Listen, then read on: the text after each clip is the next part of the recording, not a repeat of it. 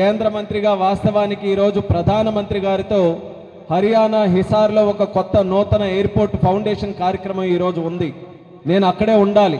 అయినా సరే ఆ కార్యక్రమానికి మా సహాయ మంత్రిని పంపించి ఈ అంబేద్కర్ జయంత్యోత్సవ కార్యక్రమాలు మా శ్రీకాకుళం జిల్లాలో శ్రీకాకుళం ప్రజల మధ్యలో ఆనందంగా జరుపుకోవాలన్న ఆలోచనతో ఈరోజు ఈ కార్యక్రమానికి ప్రాధాన్యత ఇచ్చి ఇక్కడ ఉండడం జరిగింది.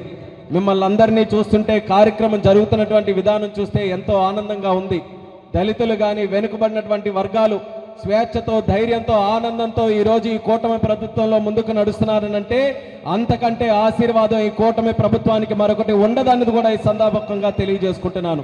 అలాగే ఈరోజు ఈ కార్యక్రమంలో కేవలం అంబేద్కర్ గారిని మనం గుర్తించుకోవడం స్మరించుకోవడం ఆయన ఆశయాల్ని ముందుకు కొనసాగించే ప్రయత్నం చేయడమే కాదు, మన శ్రీకాకుళం పట్టణంలో ఒక ప్రధాని కోడలుగా ఉన్నటువంటి అంబేద్కర్ జంక్షన్లో ఎంతో కాలం నుంచి ఉన్నటువంటి విగ్రహాన్ని మార్చి ఈరోజు కొత్త కాంస్య విగ్రహాన్ని కూడా ఏర్పాటు చేసి 9.5 అడుగులతో అంబేద్కర్ గారు నిలువెత్తన మనందరికీ కూడా దిక్సూచిగా నిలిచే విగ్రహాన్ని ఏర్పాటు చేసుకున్నామనంటే అది కూడా ఈరోజు ఎంతో ఆనందాన్ని ధైర్యాన్ని ఇచ్చే విషయంగా మీ అందరికీ తెలియజేస్తున్నాను.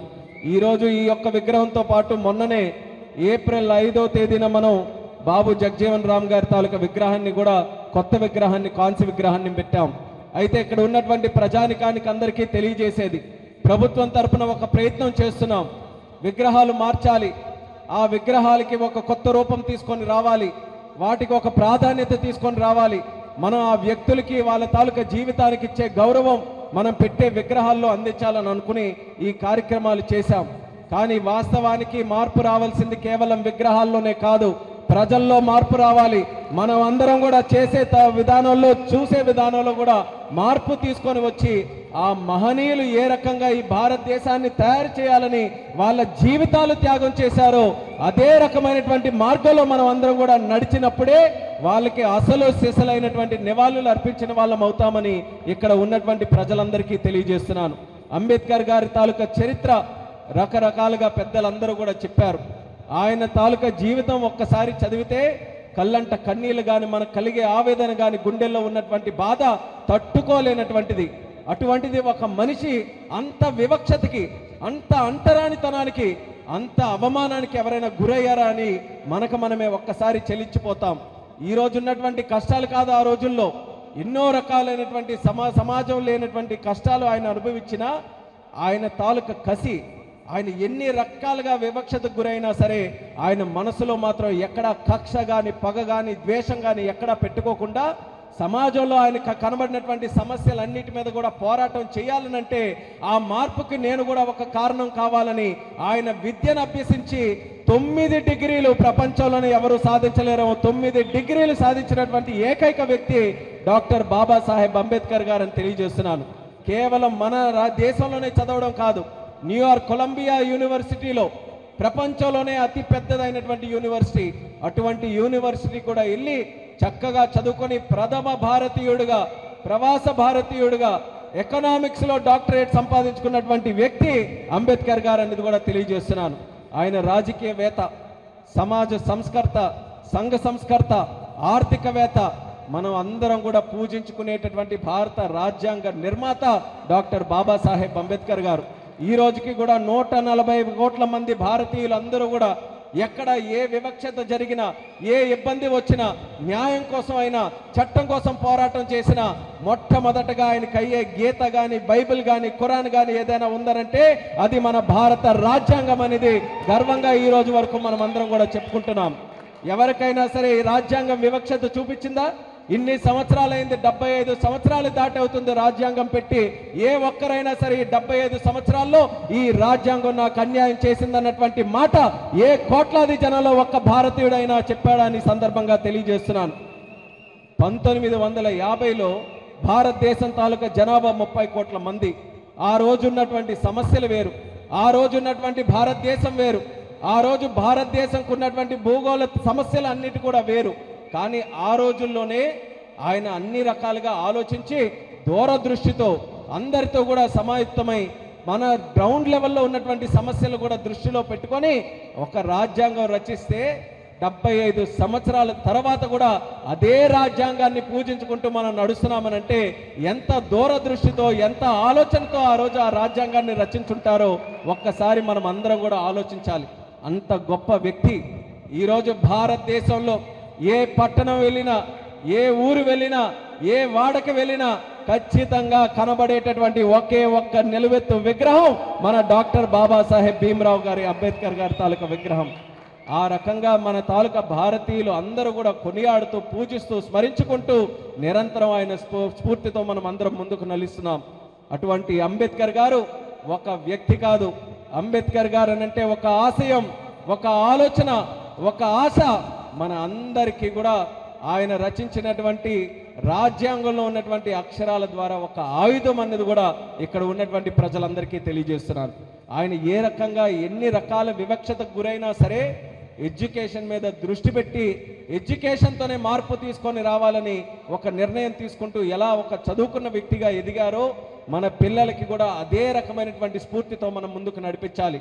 వివక్షత కానీ లేకపోతే ఇబ్బందులు కానీ ఆటంకాలు కానీ మనిషిగా పుట్టిన తర్వాత అనేక రకాలుగా వస్తాయి. ఇబ్బందులు రావడం గొప్ప విశేషం కాదు. ఇబ్బందులు వచ్చిన కింద పడిన తర్వాత తిరిగి ఎలా లేచి మనం విజయం సాధించామన్నదే అసలు సిసలైనటువంటి వ్యక్తిత్వానికి నిలువెత్తు నిదర్శనం. అది అంబేద్కర్ గారి దగ్గర మనం అందరం స్ఫూర్తిగా తీసుకొని ముందుకు నడవాలి. అలాగే అంబేద్కర్ గారి తాలూకా ఆశయాల కోసం మన స్వర్గీయ నందమూరి తారక రామారావు గారి దగ్గర నుంచి ఇటు చంద్రబాబు నాయుడు గారు కానీ అలాగే దేశ ప్రధానమంత్రి నరేంద్ర మోదీ గారు కానీ ఆయన ఆశయాలకు అనుగుణంగా ఈరోజు కేంద్ర ప్రభుత్వం, రాష్ట్ర ప్రభుత్వం మంచి నిర్ణయాలు తీసుకొని ముందుకు నడుస్తుంది. ఎప్పుడైనా సరే ప్రభుత్వం ఒక మంచి మనసుతో ఆలోచిస్తే దాని ప్రభావం సమాజంలో ఉన్నటువంటి వెనుకబడినటువంటి వర్గాలు, వెనుకబడినటువంటి తరగతులందరికీ కూడా అందుతుందనడానికి ఈ కూటమి ప్రభుత్వం ఒక ప్రత్యేకమైనటువంటి నిదర్శనం. గత 5 సంవత్సరాలు మీరు చూసుకుంటే అనేక రకాలైనటువంటి కష్టాలు, ఒక పైశాచిక ఆనందం పొందేటటువంటి ప్రభుత్వం ఉండింది. ఎంత విడ్డూరం అనంటే ఎస్సీల మీద ఎస్సీ అట్రాసిటీ కేసులు పెట్టినటువంటి ప్రభుత్వం ఏదైనా ఉందంటే గత 5 సంవత్సరాలు మనం చూసాం. హత్యలు కూడా నిర్దాక్షిణంగా పట్టపగలే చేసి మరి గొప్పగా చెప్పుకున్నారు, మేము వీళ్ళని హత్య చేశామని. వాళ్ళకి కూడా ఎక్కడ న్యాయం చేయకుండా అలాంటి కుటుంబాలు గత 5 సంవత్సరాలు ఎన్నో సంఘటనలు మనం చూసాం. వాటి అన్నిటికీ కూడా అంతం పలుకుతూ దళితులకి, బహుజన వర్గాలకి, వెనుకబడిన వర్గాలకి మళ్ళీ కార్పొరేషన్ల ద్వారా, లోన్ల ద్వారా, అనేక పథకాల ద్వారా ధైర్యాన్ని, ఓతమిని ఇస్తూ ముందుకు నడిపిస్తుంది ఈ కూటమి ప్రభుత్వం. మీ అందరి కోరికల మేరకు మీకు ఏవైతే ఆలోచనలు ఉన్నాయో మీ పిల్లల గురించి, మీ కుటుంబాల గురించి, మీ ఆశల గురించి ప్రతి ఒక్కటి కూడా ప్రాధాన్యతగా తీసుకొని కూటమి ప్రభుత్వం ద్వారా అన్ని కూడా నెరవేరుస్తామని మరొకసారి ఇక్కడ ఉన్నటువంటి ప్రజానికానికి అందరికీ కూడా సభాముఖంగా తెలియజేస్తున్నాం. అందుకనే ఒకటి తర్వాత ఒకటి స్టెప్ బై స్టెప్గా కార్యక్రమాలు చేయాలనంటూ సమాజంలో ముందుగా కనబడేవి మనకి బీసీ భవనం ఎప్పటి నుంచో ఉండిపోతే దాన్ని కూడా ప్రారంభోత్సవం చేసుకున్నాం. విగ్రహాలు కూడా అలా కనబడుతుంటే మాకు చాలా బాధగా ఉండేది. రోజు వీళ్ళకే ఈ విగ్రహాలకే దండలు వేస్తున్నాం, ఇక్కడే కార్యక్రమాలు చేస్తున్నాం, 100 మంది వస్తున్నాం, కానీ విగ్రహాల తాలూకా పరిస్థితి చూస్తే చాలా దారుణంగా ఉంది. ఎట్టి పరిస్థితుల్లో మార్చాలని ఆ విగ్రహాలకు కూడా ఈరోజు మార్పు తీసుకొని వచ్చి ఆ జంక్షన్లన్నీ కూడా బ్యూటిఫికేషన్ చేస్తున్నాం. అలాగే కార్పొరేషన్ల ద్వారా నిధులు బీసీలు స్టార్ట్ చేసాం. ఎస్సీ ఎస్టీలు కూడా రానున్న కాలంలో వాటికి కూడా పూర్తి శాతం అందజేసే విధంగా చర్యలు తీసుకుంటాం. ఇంకా మిగిలినటువంటి కార్యక్రమాలన్నీ కూడా ఏవైతే మీరందరూ కూడా కోరుకుంటున్నారో ప్రతి ఒక్క కార్యక్రమానికి రాష్ట్ర ప్రభుత్వం, కేంద్ర ప్రభుత్వంతో పాటు జిల్లా వారీగా కూడా ఏవైతే నిర్ణయాలు తీసుకోవాలో కేంద్ర మంత్రిగా, రాష్ట్ర మంత్రిగా ఆయన కూడా హామీ ఇచ్చారు. ఎమ్మెల్యే గారి తరఫున, జిల్లా యంత్రాంగం తరఫున, అందరి తరఫున తెలియజేస్తున్నాం. గత ప్రభుత్వంలో కాకుండా మీకు మహారాజుల్లాగా చూసుకునే బాధ్యత ఈ ప్రభుత్వం నాయకులుగా మేమందరం కూడా తీసుకుంటామని మళ్ళీ మళ్ళీ అంబేద్కర్ గారి స్ఫూర్తితో మీ అందరికీ కూడా మాటిస్తున్నాం. కానీ మీ దగ్గర నుంచి కోరుకునేది ఆయన రచించినటువంటి రాజ్యాంగం కేవలం మనం కష్టాలు వస్తే ఆ పుస్తకం ఎత్తడం కాదు, మనకి ఎక్కడో చట్టం కానీ న్యాయం కానీ మనకు అనుసరించకపోతే ఇదిగో రాజ్యాంగం ఇది చెప్తుందని చూపించడం కాదు.